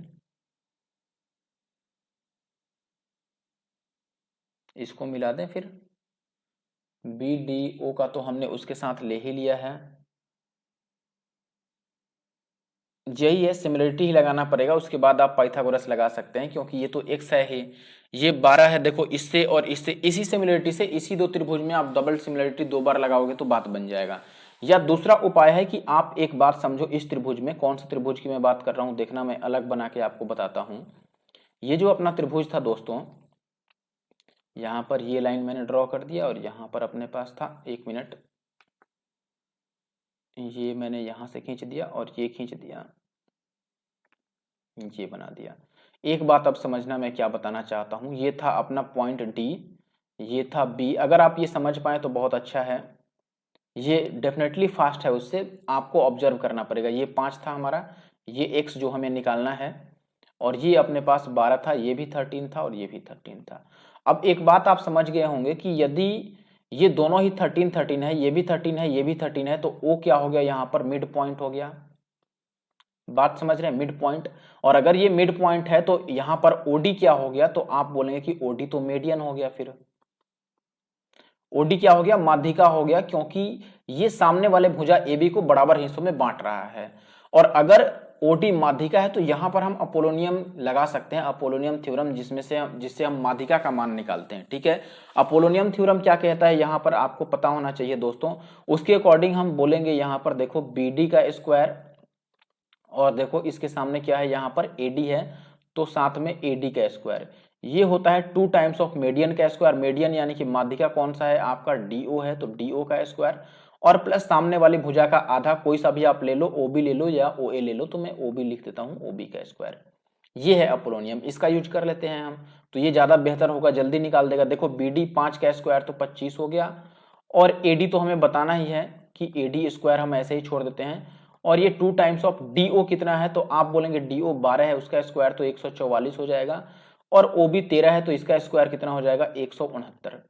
तो यहां से आप ये कह सकते हैं दोस्तों कि AD स्क्वायर जो आएगा, ये इन दोनों को जोड़ो तो कितना हो जाएगा, इन दोनों को जोड़ोगे तो 9 4 13 का 3, और 3 दूना 6, में लास्ट में लिख देता हूं एक ही बार, और 14 और 16 30, तो 30 दूना कितना हो जाएगा अपना 60, और 1 61, ये जितना होगा 62 होगा ना, ये होगा, ठीक है। और माइनस का 25 भी अभी आएगा, सही जोड़ा मैंने, 6 4 10, 9 4 13 का 3, और 6 4 10, और 1 11, कहाँ पे मिस्टेक हो गया अब, 9 4 13 का 3, और ये अच्छा ये 31 था ना, 31 दूना 62 होगा, सॉरी, सही था। तो यहां से आप बोलेंगे दोस्तों कि अब तो बात बन गई, अब यहां से हम लिख सकते हैं डायरेक्ट कि AD जो होगा ये √अंडर 601 होगा। 601 का मतलब हमें पता है दोस्तों कि 600 के नीचे लास्ट किसका होता है, तो आप बोलेंगे कि 600 के नीचे जो होता है, ठीक देखो 600 किसके किसके बीच में आ रहा है परफेक्ट स्क्वायर में, आप यही देख लो, या ऑप्शन पर आ जाते हैं डायरेक्ट ना। 23 कितना होता है, 529 के करीब होता है, इसको तो हटा दो। 25 625 होता है तो 600 के ऊपर चला गया। 24 का स्क्वायर 576 होता है, 600 के नीचे है, ये हम मान सकते हैं। और ये जो 17 है ये तो 200 पर आता है, तो यही मुझे लग रहा है कि आंसर होगा। आप देखो अगर कहीं भी आपको दिक्कत आ रही है तो आप ऐसे समझ लो कि 601 किसके किसके स्क्वायर के बीच में आ रहा है। 601 के बाद 25 का स्क्वायर आता है, और 601 से पहले किसका आता है, तो आप बोलेंगे 24 का स्क्वायर आता है। तो निश्चित रूप से 24 से बड़ा होगा और 25 से छोटा होगा, तो 24 और 25 के बीच में एक ही ऑप्शन है, आप देख सकते हैं 24.5। सी अपना आंसर हो गया, 24 और 25 का एक ही ऑप्शन है। खेल खत्म, आगे बढ़। चलिए अगला क्वेश्चन देख लीजिए। त्रिभुज एबीसी में कह रहा है कि कोण ए 90 डिग्री है। फिर से 90 डिग्री का बात आ गया, तो मैं इधर बना लेता हूं, ठीक है। इसमें आपको दे रहा है कि कोण ए जो है ये 90 डिग्री है, तो मैंने ये ए मान लिया, इनको बीसी रख लेते हैं, ठीक है। ये 90 डिग्री हो गया। अब ये कह रहा है कि एडी जो है वो बीसी पर लंबवत है। एडी ए से एक लंब भी खींच दिया गया है यहाँ पर बीसी पर, चलो खींच लेते हैं। ये मैंने एडी बना लिया, एक मिनट, यहाँ डी लिखना था मुझे, चलो अभी भी लिख सकते हैं, ये डी है अपना। अब इसमें ये कह रहा है कि एडी जो है ये परपेंडिकुलर है, यहाँ से परपेंडिकुलर डाल लिया। ए बी 12 है, ए बी जो है ये 12 है अपना, और ए सी कितना है 16 है, तो हमसे ये पूछ रहा है कि बी डी बता दो। ये अगर एक्स है तो ये पूछ रहा है, कोई बात नहीं है, कई सारे तरीके हैं इसको निकालने के। देखो एक थ्योरम तो आपको पता होगा कि जब भी हम परपेंडिकुलर डालते हैं तो यहां से आपने ये पढ़ा होगा दोस्तों कि एडी यदि परपेंडिकुलर है तो जो सीडी का और डीबी का रेशियो बनता है, ये कितना बनता है, देखो ये 16 है तो ये 16 का स्क्वायर बनेगा, रेशियो की मैं बात कर रहा हूं, और ये 12 है तो ये 12 का स्क्वायर बनेगा। ये रेशियो की मैं बात कर रहा हूं, यहां पर मुझे रेशियो लिखना चाहिए था एक्चुअली में, ये यहाँ पर ये रेशियो है, इनका जो रेशियो आएगा ये 16 का स्क्वायर, तो 16 गुणा 16 लिख देता हूँ, और रेशियो 12 का स्क्वायर। ये थ्योरम आपने पढ़ा होगा। ये 2 से, ये 9 से कटेगा और ये 16 से कट जाएगा डायरेक्ट, 4 चौके। तो सी डी का आप बोलेंगे कि सी डी का और डी बी का जो रेशियो बन रहा है ये 16:9 का बन गया। अच्छा देखो ये 16 है, आप एक बात बताइए, ये 16 है ये वाली भुजा, और ये वाली भुजा 12 है, तो क्या हम बीसी का मान नहीं बता सकते हैं? आप बोलेंगे कि बिल्कुल, पाइथागोरस लगा के हम बता सकते हैं। ये 16 का स्क्वायर और प्लस 12 का स्क्वायर आएगा। 16 का स्क्वायर 256 और 12 का स्क्वायर कितना, सॉरी वापिस से स्क्वायर नहीं लगेगा, 256 और 12 का स्क्वायर 144, यही होगा। इनको जोड़ दें तो ये कितना हो जाएगा, 6 और 4 10 और 5 4 9 1 10 और 2 1 3 और 1 4, ये क्या 20 आएगा। 4 चौके 16 और 3 चौके 12 तो 5 चौके 20। अच्छा ये तो डायरेक्ट ही ट्रिपलेट पे जा रहा था, 20 हम लिख लेते। 3 4 5 को ये 4 गुना किया हुआ है, तो ये ट्रिपलेट पे डायरेक्ट ये पूरा 20 बन गया। अब देखो बीसी जो है वो पूरा है, बीसी पूरा होने का मतलब क्या है मेरा, आप ध्यान दीजिएगा, इधर कहाँ है भाई, यहाँ पे है। देखो यहां से लेकर और यहां तक जो लेंथ है ये पूरी 20 है, और इसको हमने रेशियो में डिवाइड कर रहा है कि 16 और 9 के रेशियो में है, यानी कि ये वैल्यू अगर 16 है तो ये वैल्यू 9 है रेशियो में। तो हमने टोटल ऐड कर लिया कि देखो भाई टोटल मिलके तो 25 बन रहा है, लेकिन सवाल में टोटल 20 ही है। 25 की वैल्यू 20 है तो एक की वैल्यू कितनी होगी, 20/25, और हमें 9 की वैल्यू बतानी है। 9 की वैल्यू बतानी है तो हम बोलेंगे 20/25 और गुणा में 9। 9 की वैल्यू का मतलब 9 का मल्टीपल ही आंसर होगा। सी इज द करेक्ट आंसर, आगे बढ़ने की जरूरत ही नहीं है। बताओ 9 से तो कटना चाहिए ना आंसर, 9 का मल्टीपल, क्योंकि और 25 तो 9 को काट ही नहीं पाएगा। आप पूरा निकाल के भी चेकआउट कर सकते हैं। मैं आगे इस क्वेश्चन में तो कोई जान ही नहीं है, आपको डायरेक्ट फॉर्मूला याद होगा कि जो ए का मान होता है, ये जो बीच का मान होता है, यानी कि एंगल बी आई सी, मैं चित्र नहीं बना रहा हूं, ये a/2 90 + a/2 होता है, ये फॉर्मूला आपको पता होगा। ये वाला एंगल आपको 132 दे रखा है, तो ये 90 + a/2 होगा। 90 को इधर लाओगे तो यूनिट डिजिट 4 बनेगा। बस मैं इतना ही लगा के आगे बढ़ रहा हूँ, क्योंकि ये 2 दिख रहा है, आगे बढ़ रहा हूँ मैं। 18 नंबर देखिए, यहाँ पर ये कह रहा है कि केंद्र O वाले एक वृत्त में AB वृत्त का व्यास है, CD वृत्त की जीवा है, और ये कोण दे रखा है, ये भी बराबर दे रखा है, तो ये पूछ रहा है। चलो एक वृत्त पहले मैं बनाता हूँ। सबसे पहले तो एक सर्कल मैंने यहाँ पर बना लिया। अब इसमें कह रहा है कि AB वृत्त का व्यास है, तो चलो यहाँ से हमने वृत्त का व्यास बना दिया, ये AB मान लेते हैं, और CD वृत्त की जीवा है, तो ABC CD वृत्त की जीवा है, तो मुझे लग रहा है कि इसे हमें दूसरी तरफ ही बनाना चाहिए। एक साइड बनाने से बात बनेगा, चलो यहाँ बना के देख लेते हैं। ये CD होगा, नहीं होगा तो हम फिगर को चेंज करेंगे और कुछ नहीं। चलो एक बार मान रख लेते हैं इसमें। ये था अपना AB, व्यास हो गया यानी कि डायमीटर, और CD हो गई वृत्त की जीवा यानी कि कॉर्ड। अब इसमें एंगल ए बी सी दिया है 34 डिग्री, ए बी और सी। ए बी सी तो इसे भी मिलाना चाहिए था ना हमें, चलो इसे भी मैं मिला देता हूँ यहाँ से, ये भी हमने मिला दिया। अब इनको भी मिला ही देते हैं, हो सकता है इसकी भी जरूरत आगे पड़ जाए। ये चक्रीय चतुर्भुज बन रहा है यानी कि साइक्लिक क्वाड्रिलेटरल, तो और इजी हो जाएगा हमारे लिए। अब यहाँ पर ये कोण आपको ए बी और सी यानी कि ये 34 दे रखा था, और हमसे पूछ किसका रहा है, अच्छा ये भी दिया है कि सी डी और बी डी भी बराबर है। लो बी डी और सी डी ये दोनों लेंथ बराबर हो गए, अगर ये दोनों बराबर हो गए तो इनके सामने का कोण भी बराबर हो जाएगा। मैंने अभी बताया था किसी सवाल में कि त्रिभुज में दो भुजाएं बराबर होती हैं तो उनके सामने के कोण भी बराबर हो जाते हैं। अब हमसे डी बी सी पूछ रहा है, डी बी और सी यानी कि थीटा ही पूछ रहा है, तो ये कौन सी बड़ी बात है, ये तो इजी हो गया हमारे लिए ना। देखो ये बात तो आपको पता होगी दोस्तों कि ये कोण कितना होने वाला है 90 डिग्री, क्योंकि अर्धवृत्त में बना हुआ कोण समकोण होता है, तो एंगल ए सी बी जो होगा ये 90 डिग्री होगा डेफिनेटली, सेमी सर्कल में बना हुआ एंगल है। और ये 90 डिग्री हो गया दोस्त, और ये हो गया हमारे पास 34 डिग्री, तो ये कोण हम बता सकते हैं कि कोण ए कितना होगा। तो आप बोलो कि कोण ए जो होगा ये 90 माइनस 34 होगा। 180 में से दो कोण घटा दो, त्रिभुज के तीनों कोण का योग 180 होता है, दो मालूम है तो 180 में से घटा लेंगे। 90 में से 30 घटा देंगे तो बचेगा हमारे पास कितना, तो आप बोलेंगे भैया 60, 4 और हटा दो तो 56। ये कोण तो हमारे पास 56 आ गया, ठीक है। अब एक बात बताओ कि ये कोण अगर 56 है तो क्या हम ये कोण नहीं बता सकते हैं। ये चक्रीय चतुर्भुज बन गया ना, चक्रीय चतुर्भुज का मतलब साइक्लिक क्वाड्रिलेटरल, जिसमें आमने सामने के कोणों का योग 180 होता है। तो ये 56 है, तो इस कोण को हम निकाल सकते हैं कि ये 180 माइनस का 56 होगा, बताओ। तो इसे अभी घटाने की जरूरत नहीं है, हम बाद में बात करेंगे कि ये कितना बनेगा कितना नहीं, इसको इतना पर ही रहने दो। अब हमें ये देखो इन दोनों कोणों को हमें निकालना है, तो हम ये बोलेंगे कि थीटा प्लस थीटा जो होगा ये एक्चुअली में 180 और माइनस का कोण डी होगा। बात समझ रहे हो कि नहीं, क्योंकि त्रिभुज के तीनों कोणों का योग तो 180 होता है।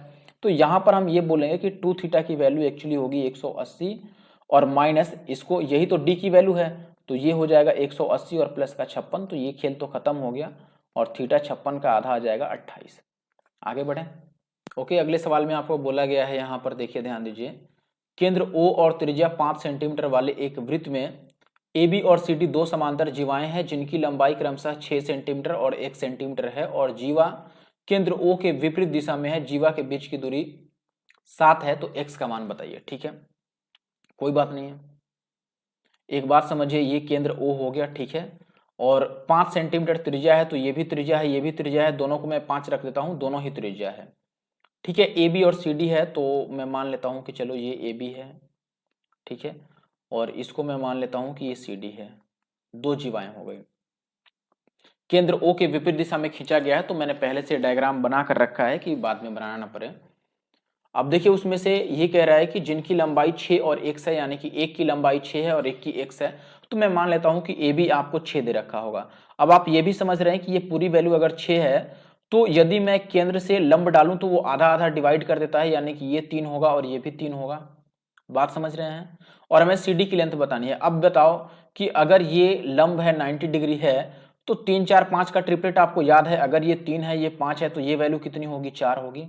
क्लियर है, ये 4 होगी, और केंद्रों के बीच की दूरी हमें 7 दे रखा था, सॉरी जीवाओं के बीच की जो लंबिक दूरी है परपेंडिकुलर डिस्टेंस वो 7 है।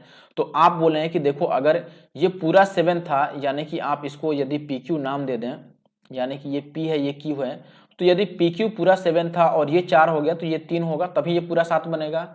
और ये 3 बन गया, तो आप बोले हैं कि देखो अब फिर से 3 4 5 का ट्रिपलेट लग जाएगा, ये 5 है ये 3 है, तो ये वैल्यू कितनी हो जाएगी दोस्तों, 4। और अगर ये 4 है तो ये भी 4 होगा, तो ये पूरा कितना हो गया अपने पास, 8, यानी कि दिस इज द आंसर। अगले क्वेश्चन में कह रहा है कि एक त्रिभुज एबीसी में बिंदु डी एबी पर स्थित है, और ई जो है ई और एफ बीसी पर इस प्रकार स्थित है कि डी एफ जो है वो एसी के समांतर है, डीई जो है वो एएफ के समांतर है, बीई का मान 4 है, सीई का मान 3 है, ईएफ की लंबाई बताइए। चलिए पहले मैं चित्र बनाता हूं फिर बात करेंगे। एक त्रिभुज है तो पहले एक त्रिभुज से ही शुरू करता हूं मैं, ठीक है। मैंने एक त्रिभुज बना दिया।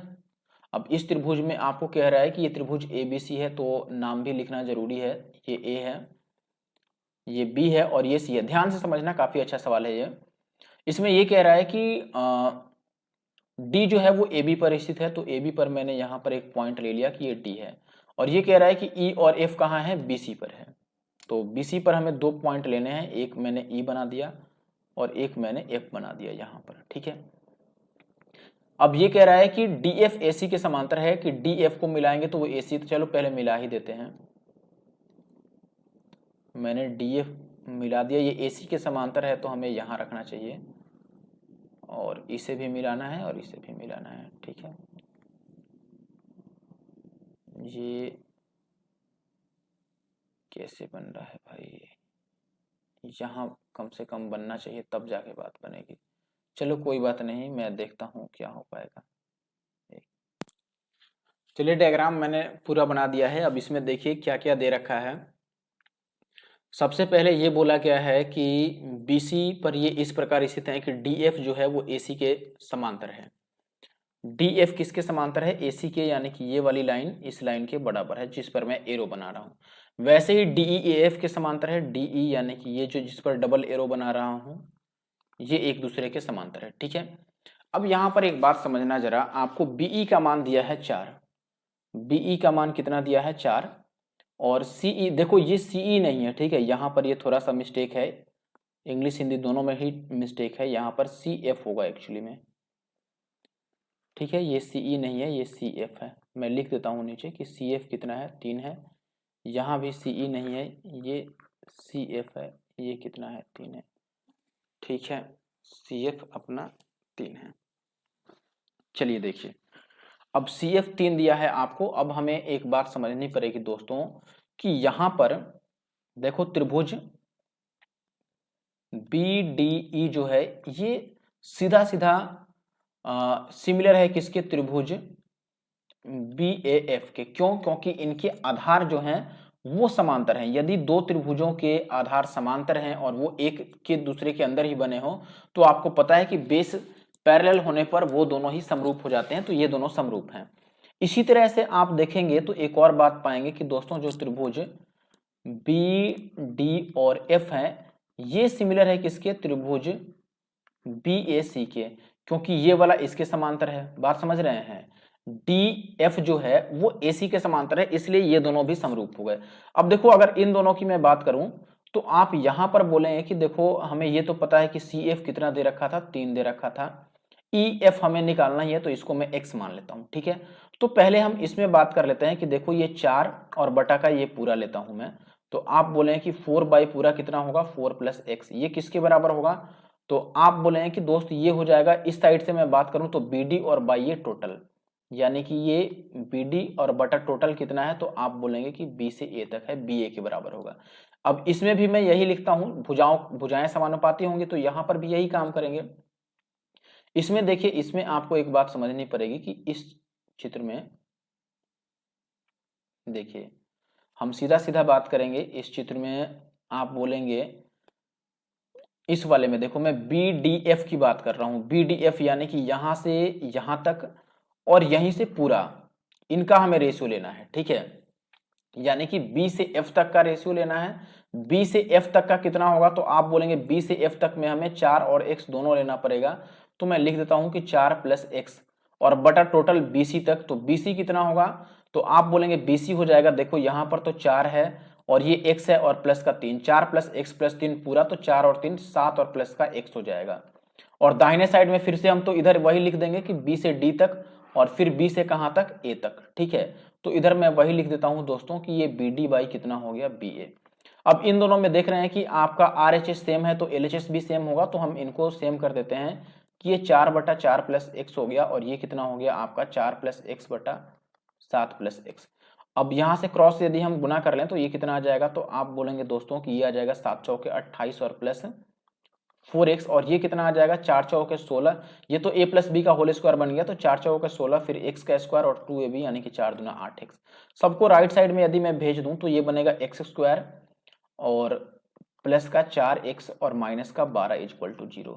तो यहां से आप देखेंगे कि दोस्तों ये x स्क्वायर और हमें 12 लाना है, तो मैं 6x और माइनस का 2x रख सकता हूं और माइनस का 12 इक्वल टू 0। तो यहां से x का मान आपको कितना मिलेगा? -6 या फिर प्लस का 2। तो निगेटिव वैल्यू तो हम ले नहीं सकते हैं, तो 2 आंसर होगा अपना, सी इज द करेक्ट आंसर, ठीक है। अब ये कोण तो अति इजी है, यानी कि कुछ ज़्यादा ही आसान है। आपको एंगल बाइसेक्टर वाला थ्योरम पता होना चाहिए, इन सेंटर पर बना हुआ एंगल कितना होता है। तो ये मैं आपके लिए छोड़ रहा हूँ, होमवर्क आप समझ लो। आगे बढ़े। देखिए यहाँ पर बोल रहा है आपको कि ए बी क्या है, एक वृत्त का व्यास है, ठीक है।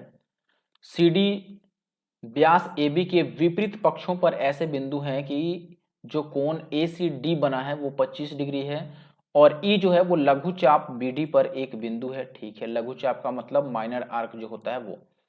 तो एंगल बी ई डी आपको बतानी है कितना होगा। देखो सबसे पहले तो मैंने ये मान लिया कि ये अपना वृत्त का व्यास है, डायमीटर ए बी, ठीक है।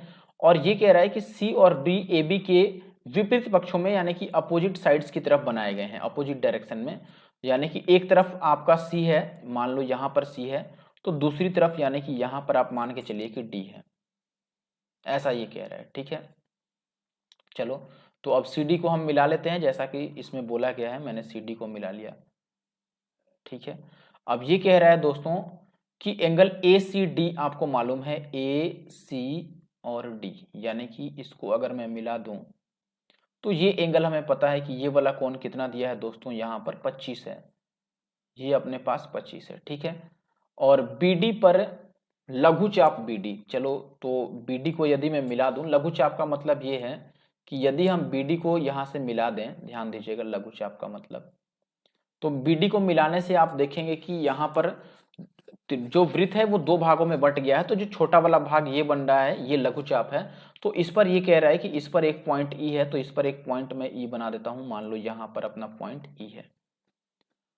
अब ये कह रहा है कि इनको मिला लो, क्योंकि हमसे बी ई डी ही पूछा है कौन, तो इसको मिलाना पड़ेगा निश्चित रूप से। तो हम मिला देते हैं, पहले इसको मैंने यहां से मिला दिया और इसको यहां से मिला दिया, ठीक है। हमसे बीई डी कौन ही पूछा गया है, तो निश्चित रूप से हमें और भी मिलाने की जरूरत पड़ेगी, इसको भी मिला लेते हैं। अच्छा एक बात समझो, अब जितना हमने कर लिया, आगे देखते हैं। यहां पर हमें बस ये कोण 25 मालूम है और कोई कोण मालूम नहीं है, और हमें ये कोण बताना है, ये वाला कोण कितना होगा, ठीक है। अब एक बात समझिए, सबसे पहले मेरा बात समझिए कि ये जो कोण है ये वाला, ये कितना होगा। तो आप बोलेंगे दोस्त कि ये कोण होगा। अब ये इस कोण को मैं क्यों निकालना चाहता हूं, क्योंकि देखो आप ये ध्यान से देखो, चतुर्भुज जो अपना बी सी डी ई है, क्या ये एक चक्रीय चतुर्भुज नहीं है। चक्रीय चतुर्भुज का मतलब है साइक्लिक, ठीक है। क्या ये साइक्लिक, आप स्पेलिंग पे मत जाइएगा, साइक्लिक क्वाड्रिलेटरल नहीं है। साइक्लिक का मतलब क्या होता है, जिसकी चारों जो पॉइंट्स हो, शीर्ष हो, वर्टिसेज हो, वो कहां पर हो, वो सर्कल पर हो, ठीक है। और साइक्लिक क्वाड्रिलेटरल में अपोजिट जो एंगल होते हैं उनका सम 90 डिग्री, सॉरी 180 डिग्री होता है, 180 डिग्री। तो आप ये बोलें कि अगर मैं ये एंगल निकाल लूं तो इसका और इसका जो सम होगा वो 180 होगा, तो हम इजिली कैलकुलेट कर सकते हैं। अब आप ये भी देखेंगे कि त्रिभुज ए सी बी जो है ये एक समकोण त्रिभुज बनेगा। क्यों समकोण त्रिभुज बनेगा, क्योंकि ये अर्धवृत्त में बना हुआ कोण है, अर्धवृत्त यानी कि सेमी सर्कल। अब बताओ, सेमी सर्कल में बना हुआ कोण हमेशा राइट एंगल का होता है, तो ये पूरा कोण तो 90 डिग्री का है, उसमें से ये 25 निकल गया, तो ये कितना बनेगा, तो आप बोलें कि ये 65 होगा। अब ये 65 निकल गया तो हम ये कोण इजीली बता सकते हैं कि एंगल जो डी ई बी है और प्लस का 65 है, ये मिलके तो 180 होना चाहिए, क्योंकि चक्रीय चतुर्भुज के आमने सामने एक कोण है। तो यहाँ से आप एंगल डी ई बी या बी ई डी कह लो, डायरेक्ट कह सकते हैं कि 180 और माइनस का 65, तो ये निश्चित रूप से 115 डिग्री होगा, ये आंसर होगा।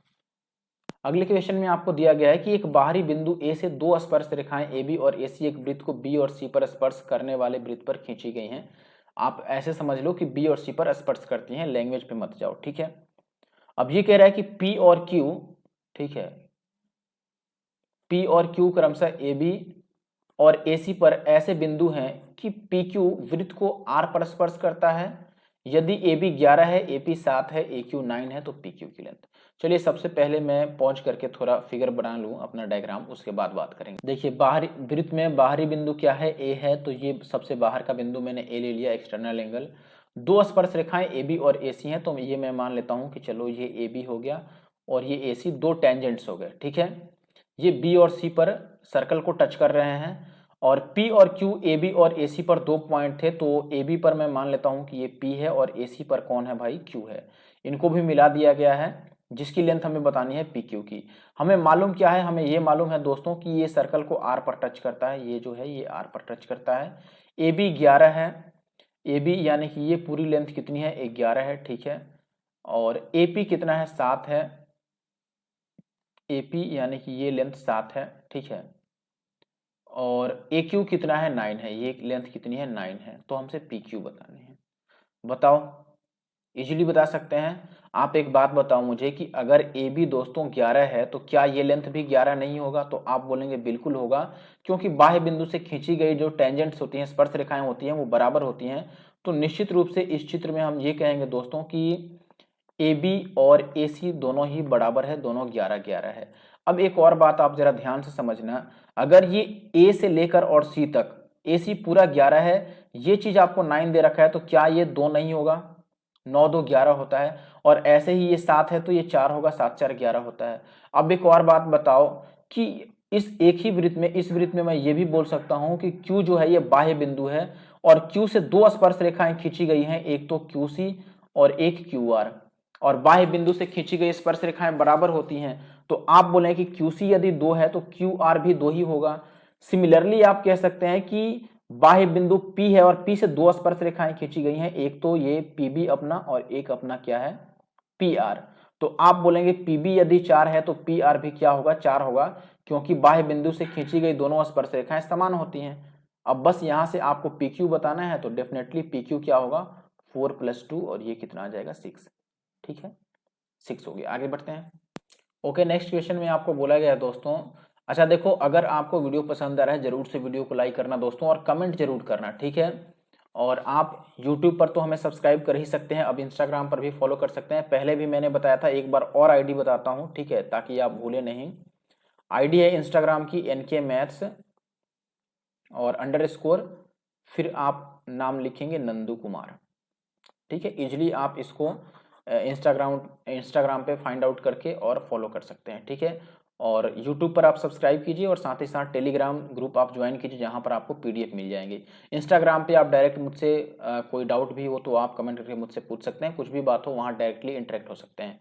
ओके, अब बात करते हैं कि क्वेश्चन में आपको क्या दे रखा है। तो DE जो है वो AB के समांतर है, तो पहले मैं नाम लिख देता हूँ कि ये त्रिभुज ABC हो गया, ठीक है। D और E कहां पर है, D और E AC और BC पर है। D है AC पर और E है BC पर, तो ये E हो गया। अच्छा देखो, ये जब समांतर दे दिया तो मैंने पहले ही एक सवाल में बताया था कि जब ऐसा फॉर्मेट बने और ये आधार समांतर बन जाए तो छोटा वाला त्रिभुज और बड़ा वाला त्रिभुज समरूप हो जाते हैं, यानी कि क्या हो जाते हैं, सिमिलर। यानी कि त्रिभुज यहाँ पर CD और E जो है ये सिमिलर हो गया त्रिभुज ABC के, तो भुजाएं समानुपाती हो जाएंगी, सीधी सी बात है। आपको क्या क्या दे रखा है, BC दे रखा है, आप जो भी दे रखा है उसकी बात चलो लिख देता हूं एक बार मैं, क्या क्या दे रखा है। AD दे रखा है x-3 और आपको AC दे रखा है 2x। AC ये पूरा दे रखा है कितना, 2x। और BE दे रखा है x-2, BE this is x-2। और BC यानी कि यहां से ये पूरा दे रखा है कितना आपको, 2x + 3। डायरेक्ट यहाँ से हमें कुछ नहीं करना है, आप देख रहे हैं कि ये जब सिमिलर हो गया तो यहाँ से भुजाएं समानुपाती होंगी। तो आप बोले कि यहाँ पर देखो दोस्तों, देखो या तो आप पूरा पूरा लगा लो या ऐसे लिख लो जैसे मैं बता रहा हूँ, ठीक है। आप ये देखेंगे कि यहाँ से किसी भी तरह से आप रेशियो लिख दोगे तो आपका आंसर आ जाएगा, ठीक है। जैसे x-3 का आप रेशियो लिखोगे कि टोटल के साथ क्या है, x-3 का टोटल के साथ रेशियो क्या है, 2x। और इधर वैसे ही x-2 का किसके साथ, टोटल के साथ, तो x-2 और टोटल यहाँ पर क्या था, BC। तो आप बोलेंगे दिस इज 2x + 3। इसको आप कैलकुलेट कर लेना, इसको कैलकुलेट करोगे तो x = 9 आ जाएगा। मैं ज़्यादा टाइम नहीं लगाना चाहता, इसलिए मैं डायरेक्ट आंसर लिख दिया। आगे बढ़ते हैं। नंबर 27 में आपको दिया गया है कि केंद्र O वाले एक वृत्त में AB और CD व्यास के एक ही तरफ दो समानांतर जीवाएं खींची गई हैं। यदि AB 12 है, CD 18 है और जीवाओं के बीच की जो दूरी है वो 3 सेंटीमीटर है, तो वृत्त की त्रिज्या। चलो देखो, वृत्त की त्रिज्या को तो मैं मान लेता हूँ दोस्त कि ये R होगा, तो यहाँ भी ये त्रिज्या ही है, ये O मान लेते हैं केंद्र है।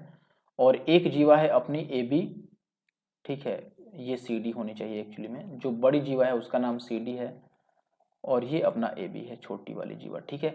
AB की लेंथ 12 है, तो आपको पता है कि यदि मैं इसको P बोलूं और इसको Q बोलूं तो आप बोलेंगे कि दोस्तों जो OP है ये लंब खींचा गया है, ठीक है। OP जो है वो लंब है दोनों ही जीवाओं पर, तो दोनों जीवाओं को बराबर भागों में बांटेगा भी।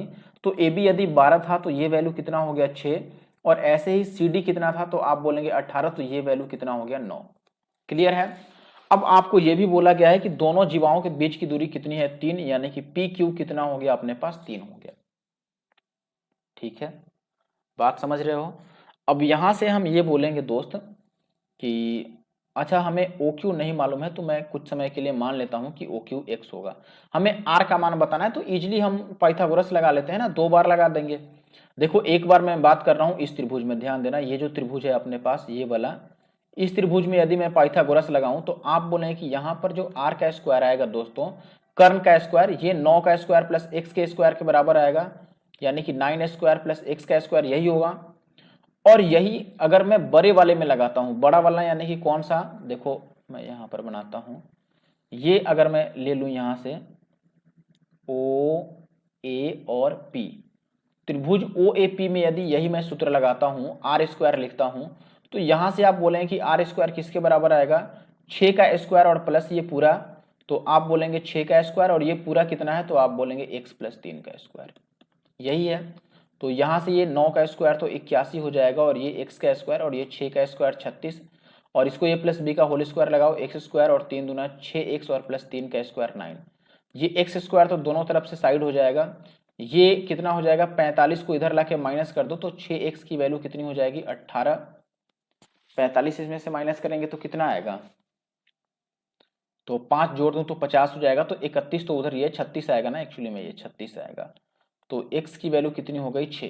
अगर x की वैल्यू 6 हो गई तो हमें r ही बताना था, इतना ही उठा लेते हैं हम। तो आप बोलें कि R स्क्वायर इक्वल टू 9 का स्क्वायर तो हो गया 81 और 6 का स्क्वायर 36, तो ये हो गया 6 और 1 7 और 8 3 11। तो R की वैल्यू अगर इतनी है तो R कितनी हो जाएगी, R स्क्वायर इतना था तो R की वैल्यू ये आ जाएगा 117, 13 9 117 होता है, तो ये 3√13 आएगा। ये आई थिंक ये गलत है, यहाँ पर 3√13 होना चाहिए था, ये आंसर होगा। ठीक है, आगे बढ़ते हैं। नेक्स्ट क्वेश्चन में कह रहा है कि त्रिभुज ABC में D भुजा AC का मध्य बिंदु है, E AB का मध्य बिंदु, अच्छा E AB पर एक बिंदु है, मध्य बिंदु नहीं है बस बिंदु है, और ये आपको दिख नहीं रहा होगा, अब दिख रहा है, यहाँ पर पहले कट रहा था अभी दिख रहा है। ठीक है, अब ये कह रहा है कि AB पर E एक बिंदु है, अब ये कह रहा है कि EC जो है, EC BD को F पर समद्विभाजित करता है। ये क्या कह रहा है यार, AC is a point on AB such that EC bisect BD at F। चलो पहले फिगर ही बनाते हैं डायग्राम, उसके बाद खुद पता चल जाएगा कि क्या बात है। ये त्रिभुज हमने बना लिया, त्रिभुज का नाम है अपना ABC, तो मैं लिख लेता हूं कि ये A है, ये B है और ये C है। ठीक है, इसमें ये कह रहा है कि D AC का मिड पॉइंट है, AC का मिड पॉइंट कौन है भाई D। ठीक है, अब ये भी कह रहा है कि E AB पर एक पॉइंट है, चलो E को मैंने AB पर एक पॉइंट मान लिया, और ये इस तरह से है भाई कि EC, अच्छा EC को मिलाने के लिए कह रहा है शायद, तो EC को पहले मिला देते हैं हम, EC मिलाएंगे तभी तो EC का नाम आएगा। EC कह रहा है कि इसको BD को F पर काटता है, तो BD भी मिला लेते हैं, यहाँ से मैंने BD मिला दिया, और इसको ये कहाँ पर काटता है भाई, EC और BD एक दूसरे को F पर काटते हैं, तो ये मिड पॉइंट मैंने मान लिया कि ये F हो गया। ठीक है, अब आपको AE 30 दे रखा है, ये वैल्यू कितना दे रखा है 30, और आपको EB की लंबाई बतानी है, EB यानी कि ये x है, तो ये बताना है कितना होगा। ठीक है, और ये D मिड पॉइंट था, D मिड पॉइंट होने का मतलब कि ये दोनों सेम था, बात समझ रहे हो, ये वाला और ये वाला सेम था। और ये भी बोला है यहाँ पर, ध्यान दीजिएगा एक बात समझिएगा, ये भी कह रहा है कि BD को F पर समद्विभाजित करता है, यानी कि BD बाइसेक्ट हो रहा है, BD बाइसेक्ट हो रहा है, तो ये लेंथ भी क्या होगी अपने में बराबर होगी। तो मुझे लगता है कि यहाँ पर MPG लगा ले तो बेहतर होगा। MPG आपने पढ़ा होगा, MPG को हम बोलते हैं मास पॉइंट ज्योमेट्री। ठीक है, तो मैं MPG लगा रहा हूँ, देखो यहाँ पे ये दोनों लेंथ तो बराबर है, D मिड पॉइंट है, तो ये यदि एक है तो ये भी एक होगा, और वैसे ही F भी बाइसेक्ट कर रहा है किसको, BD को, तो ये एक होगा इधर भी, तो ये भी एक होगा। बात समझ गए। अब एक बात बताओ कि यदि ये एक है, ये वाला एक है, ये 1 है तो डी के पास कितना आएगा, तो आप बोलेंगे दोस्त डी के पास आ जाएगा 2, टोटल 2 हो गया। और ये 1 कहां पर आ जाएगा, रिवर्स होता है, ये 1 तो यहां पर आ जाएगा और ये वाला 1 यहां पर आ जाएगा, यहां पर एक आएगा। ठीक है, बात समझ रहे हो। एक्चुअली में ये थोड़ा यार कहाँ से कहाँ चला गया, 1 मिनट में ट्राई कर लेता हूँ आता है कि नहीं लिखा हुआ। चलो कोई बात नहीं, बस यहाँ पर मैंने MPG लिखा था, MPG यानी मास पॉइंट ज्योमेट्री। चलो अब देखो ये तो अपना ये यहाँ पर एक्चुअली में आना था। ठीक है, अब ये 2 हो गया तो आप ये बोलेंगे दोस्तों कि ये यदि 2 है तो इनका गुणनफल यदि 2 बन रहा है तो यहाँ से इसका और इसका गुणनफल भी 2 बनना चाहिए, तो ये भी कितना होगा, अपने पास 2 होगा, सीधी सी बात है। या आप रिवर्स भी कर सकते हैं कि इसका 2 यहाँ पर आ जाएगा। ठीक है, अब देखो ये 1 है अपने पास, ध्यान देना मैं कहाँ की बात कर रहा हूँ। आप ये बोलेंगे यहाँ पर कि A के पास वैल्यू 1 है और B के पास वैल्यू 2 है, तो आपको पता है कि इस दोनों का प्रोडक्ट और इस दोनों का प्रोडक्ट सेम होना है। तो 2 को यदि 1 से गुना करें तो 2x, इधर 30 को 1 से गुना करेंगे तो 30 के बराबर होगा, यानी कि यहाँ से x कितना हो जाएगा, 30 का आधा 15। ठीक है, डी इज द आंसर।